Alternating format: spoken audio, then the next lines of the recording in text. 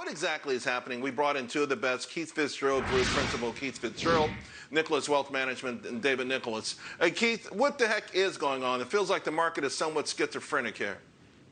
Well, it's important to take a step back and take a deep breath, because what's really happening is two things. They're both sides of the same coin. You've got highly leveraged traders in fear of what the Fed does next, and you've got the Fed in fear of what highly leveraged traders do next. So the algorithms are playing ping pong, but individual investors actually don't have to keep their money moving. They have the upper hand because they can step back, take a breath, and pick their battles in ways that institutional investors can't. So, David, just be cool? Well, I think, yes, I absolutely agree with that. But I think the market is asking, the biggest question is this a reopening day or is this a COVID day? And, if it's a reopening day, then you've got the Russell and the Dow do well. But if it's a COVID day, then the Nasdaq rally. So I think there's some conflicting information there. And also then it's also the interest rate game. So inflation is a sign of reopening, but then you have rates that are lower. So there's all this conflicting data points that are thrown at the market. So I think the market is having a hard time deciding which one is it going to be 6 to 9 months out. So I think that's some of the volatility that we're seeing, is really trying to answer that question right there. Yeah, I mean, we're seeing it happen all in the same day. Pre-open, Nasdaq's through the roof. 2 hours later, Nasdaq is cratering. Why is it cratering? Interest rates must be up. No, interest rates are down. So here's the thing. We're running out of leadership categories, right? And for a while now, we were just relying on the $1 trillion club, those big names that grow we feel comfortable with. Today, a lot of news, including that there are at least 70 antitrust probes on Apple, Amazon, Google, Facebook. So David, let me go back to you. Would you still be a buyer of these names, particularly on any kind of weakness associated with this? No question, I'm a buyer. And if you listen to our friend Keith on the panel, he's always talking about buying the best, forget the rest. We're all about buying quality. And I think quality will win out in the end. But I think with the Nasdaq, you can be patient. There are some technical levels that it's having a hard time breaking above 14.9.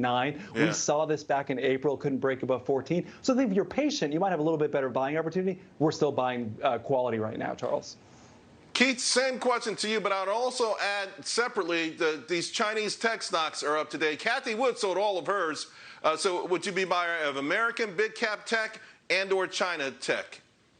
Well, David and I are firmly aligned on this one. Buy quality, because above all else, that's what's going to protect you and grow your capital. As for Cathie Wood, she is exceptionally bright, but we don't know all the variables that went into her decision. We exited BABA, we exited Didi. There is one Chinese tech company that I am interested and I do own. That's Tencent, because they've got their fingers in everything, and bluntly, they haven't managed to incur the wrath of the Chinese Communist government yet. Yeah.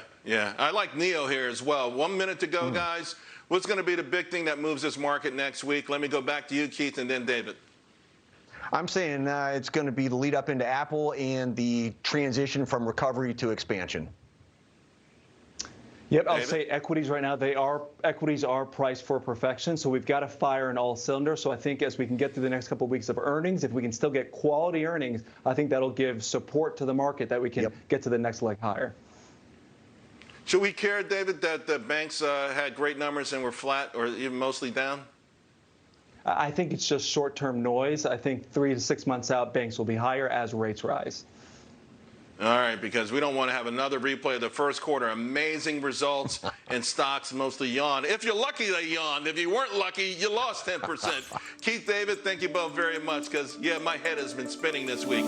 Hi, it's Keith here. Thanks for checking out today's highlight clip. What'd you think? Did I make sense? Is there something you'd like to add? Make sure you leave a comment down below, and of course, click subscribe to keep up right here on YouTube, or sign up for the email newsletter at the link below. You can also find me on Twitter and Instagram for my real-time thoughts on markets, analysis, and a whole lot more.